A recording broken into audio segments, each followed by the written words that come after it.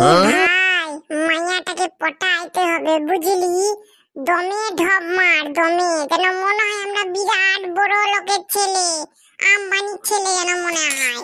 কি রে, তোকে তো অনেক দিন দেখি নাই, কেমন আছিস বল? এই আইফোন 13 প্রো ম্যাক্স টা না নিয়ে নিয়ে পচাই গেছে জীবনটা, একদম ল্যাল হয়ে গেল। এবারে মনে হচ্ছে আইফোন 20 নিতে হবে। হ্যাঁ, তোর দাদুই তো আইফোন 20 টা বার করলো বটে, শালা খেপাচ্ছ। হ্যাঁ, আমি তো একদম মস্ত ঝাক্কাস আছি। এ বন্ধু, আমার বাবাকে একটা ফোন করতো, আর ফোন করে বলতো চার চাকাটা নিয়ে আসতে, পাটা একদম বৃথা হয়ে গেল বটে। এই তেমন কিছু না, একটু কফি খাবো বলেই এখানে এলাম।